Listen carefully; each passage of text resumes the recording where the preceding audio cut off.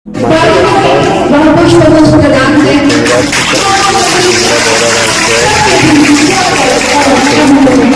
साथ ही साथ science centre Gumla में दूसरे 2 बच्चों से भी मुलाकात की। साथ ही उन्होंने सावित्रीबाई फुले महिला पुस्तकालय में वहाँ की बच्चियों के साथ संवाद किया। संवाद के क्रम में बच्चियों ने उनसे विभिन्न प्रकार के प्रश्न किए, जिनका जवाब देते हुए माननीय राज्यपाल ने अपने बचपन के दिनों को याद करके भावुक हुए। उन्होंने कहा कि मैं 2 साल का था जिसमें मेरे पिताजी का देहांत हो गया था। मेरा जीवन संघर्ष से भरा रहा, इसलिए मैं अपने जीवन में कमी और अभावों के साथ जीऊंगी। आप भी अपने जीवन में संघर्ष करें। संघर्ष करने वाले जीवन में कुछ नया इतिहास बनाते हैं। जिसमें वाईफाई है, धूप है, पानी है और यहाँ पे अनेकों प्रकार की फैसिलिटी है, जो बीच बीच में हम लोगों को मोटिवेशन प्रोग्राम भी मिलता है और हम लोगों को लक्ष्य प्राप्त करने के लिए बहुत सारी फैसिलिटी मिलती है, जिससे हम लोग मतलब मोटिवेशन मिलता है, जिससे हम लोग कुछ भी कर सकते हैं। इससे इसका उम्मीद और ज्यादा है। मेरा नाम नूतन कुमारी है।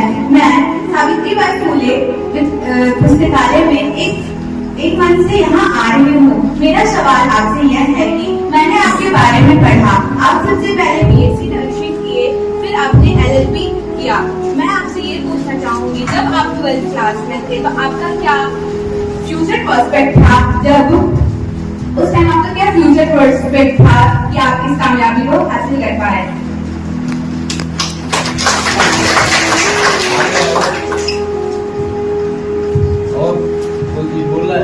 जी सर, बहुत सारे बच्चे हैं। अगला प्रश्न है आनंदित सर। मेरा नाम आनंदिता साहू है और मेरा आपको छोटा सा सवाल है, जो कि है कि हर लोग अपने लाइफ में डाउनफॉल फेस करते हैं, तो आपने भी अपने लाइफ में डाउनफॉल फेस किया होगा, तो आपने उस समय अपने आप को कंपोज कैसे रखा और अपनी पॉजिटिविटी पे फोकस कैसे किया?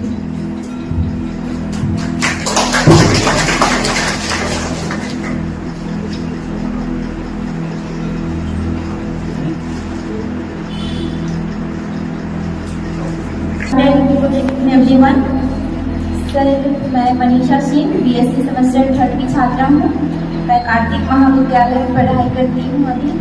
सर मैं आपसे जानना चाहूँगी आपके राज्यपाल बनने की जर्नी के बारे में, ताकि हम सब आपके बारे में मतलब जान सके, आपने कैसे ये सफ़र तय किया और मोटिवेट हो सके, और आपका जो सफ़र में आपने किया उनका अनुसरण करके अपने में लागू कर सकें।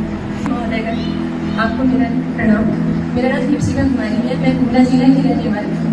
मेरा मास्टर्स तक का पढ़ाई गुमला जिले में ही हुआ है। BEd मैंने रांची से किया है।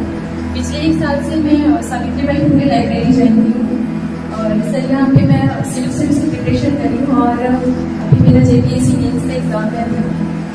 सर सावित्रीबाई फुले लाइब्रेरी झारखंड का पहला लाइब्रेरी है जो सिर्फ महिलाओं के लिए है और यहाँ पे स्टूडेंट्स के लिए काफ़ी सुविधाएं उपलब्ध कराई गई है जो स्टूडेंट को चाहिए, जैसे updated book, wifi, computer lab, सारी सुविधाएं हैं सर। और इसके लिए हम गुमला जिला प्रशासन को बहुत बहुत धन्यवाद देना चाहेंगे। हम सभी बेटियों की ओर से आभार व्यक्त करते हैं।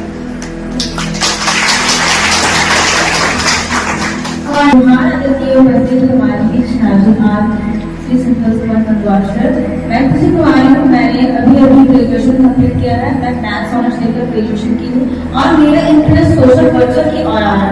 मैंने जैसे कि आपको देखकर स्पेशली आपको देखकर मैं बहुत ज़्यादा इंस्पायर हुई हूँ और अपने आप को बहुत मोटिवेट भी की हूँ। जैसा कि आपके लाइफ में पॉजिटिव बैड भी आया है, जिसकी वजह से आपको बहुत सारी चीज को देखकर इस पद पर आपने अपने आत्मविश्वास को कायम रखकर आपने इस पद को हासिल किया है।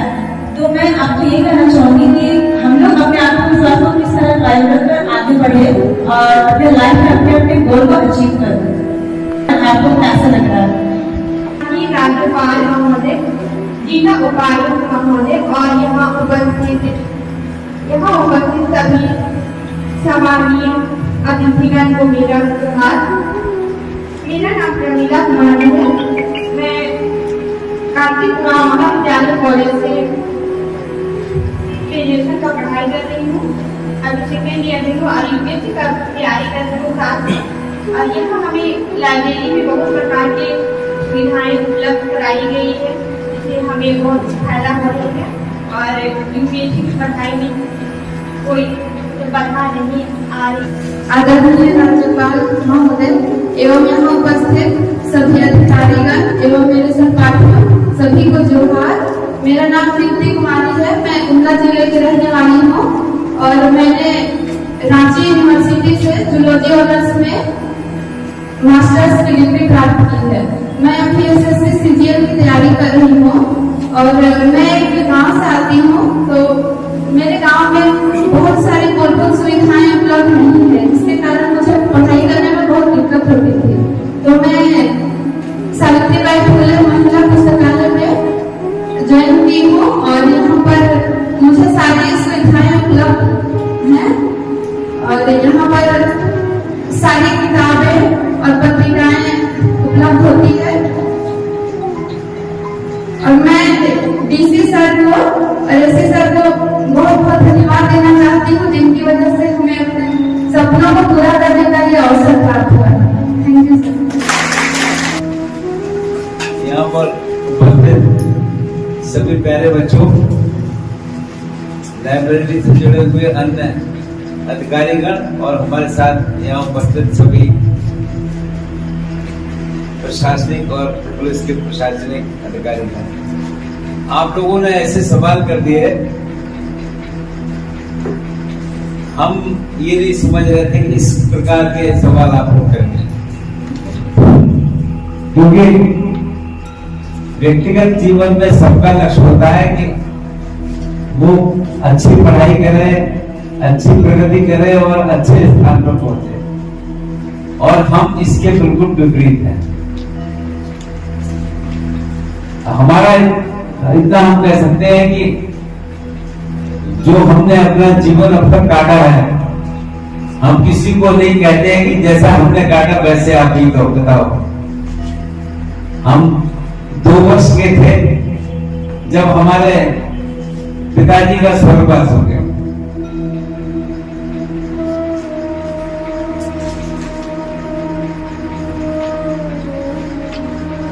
तो आप लोग अंदाजा लगाइए कि जीवन कैसे कटा होगा।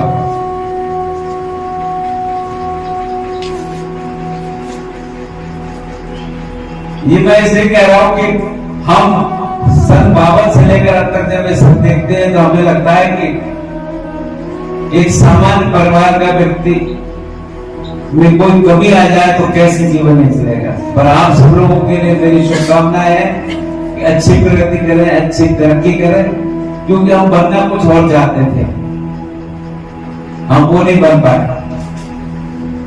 इत्तेफाक से देश में इमरजेंसी लग गई और इमरजेंसी के दौरान हम जेल चले गए और 1 साल हम जेल में रहे। तो उसके बाद हमारी लाइफ बदल गई। तो इसलिए जो हम हैं आपके सामने हैं। अब आपको अगर ये अच्छा लग रहा है तो मैं किसी को सलाह नहीं देता हूं कि तुम ये बनो। मेरे 2 बच्चे हैं, मैंने दोनों कहते हैं जो चाहे सो बनो, पर राजनीति मत रहना, क्योंकि राजनीति में कोई जीवन अपना नहीं होता है। आप सब ऐसे बच्चे हैं कि जो प्रगति करें, देश का पहचान करें, अपना नाम पैदा करें, परिवार का नाम पैदा करें, ये जरूरी है। पर राजनीतिक क्षेत्र में रहना और ईमानदारी से रहना ये आसान नहीं है, ये बहुत कठिन है। और मैं इसलिए कोई बहुत अधिक आपके बीच में बोलने खड़ा नहीं हुआ हूं, पर आज जो कुछ मैं हूं लोगों की शुभकामनाएं और सद्भावनाओं के बल पर हूं। ये बात सही है कि मैं ऐसी जगह से लोकसभा का सदस्य बना हूं, मैं लगातार 8 बार एमपी रहा। मेरे ख्याल में इस समय 8 बार एमपी वर्तमान लोकसभा में 8 बार का कोई नहीं, 7 बार के तो है, 8 बार का कोई नहीं। पर ये इसलिए संभव पाया कि मेरे लोकसभा के लोगों ने मेरे प्रति विश्वास व्यक्त किया और मुझको जिताने का काम किया। तब वहां पर जो मतदाता हमारे पार्टी के समर्थक नहीं थे, उनकी संख्या 40% है, जो हमको हमारी पार्टी को वोट ही नहीं देते थे। और उसके बाद वो हमसे प्यार करते हैं। तो मैं आप सबको केवल ये कहने आया हूं कि मैं इसलिए आया यहाँ पर आने के बाद कि मुझे ध्यान है कि एक अफसर बरेली में हमको मिले थे और उन्होंने हमसे कहा कि साहब आप जहाँ कोई काम करें पर आप हमारे बरेली कैंट में एक लाइब्रेरी बनवा दें। तो हमने अब से 25 साल पहले वहां पर लाइब्रेरी स्वीकृत करवाई और 10 करोड़ 1 करोड़ से अधिक पैसा खर्च करके वहां पर लाइब्रेरी बरेली कैंट में वो लाइब्रेरी सब लोग जाते हैं। कभी आप लोग बरेली दूर है, यहाँ से जाना होगा, आप देखिएगा लाइब्रेरी कैसी है, उसकी बिल्डिंग कैसी है और किस ढंग से काम कर रही है।